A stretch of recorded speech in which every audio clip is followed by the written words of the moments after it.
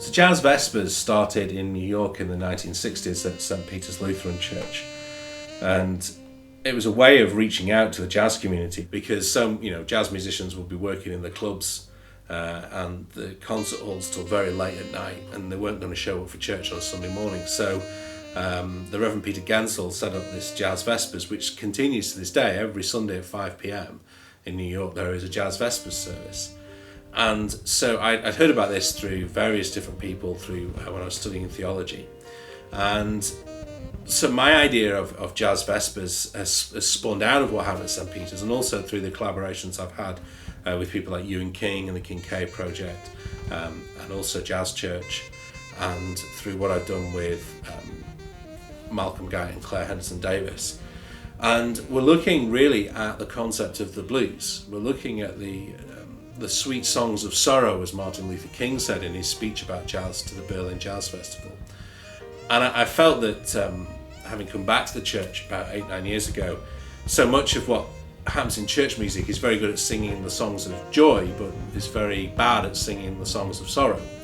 And I feel that jazz gives a great opportunity to approach these traditional gospel songs, these old jazz standards, and some of the traditional spirituals as a vehicle for exploring the sort of darker periods in life, because as Luther King says in that speech, everyone has the blues and everyone longs for meaning, and jazz music enables and did enable, particularly in the kind of 50s and 60s, this whole African American identity thing, which speaks to all peoples. It's not just an African American thing. I mean, there is oppression all over the world now. There is still modern day slavery. There are these things that within the human condition, we have an opportunity, a gift as it were, from the Creator to actually explore these things through music. And for me, music it's difficult to explain things in words sometimes, and I think that's why we have music. Music kind of exists before that verbal part of the brain, and we've had music in all civilizations that have ever existed. We've had sort of kind of two things. We've had music and some form of worshipping a deity, whether it's the kind of the god in the trees or a invisible god or an idol. These things have existed in all cultures, even in atheistic nations. There's still been worship of the collective, and so music has this incredible, powerful role to play in our civilization.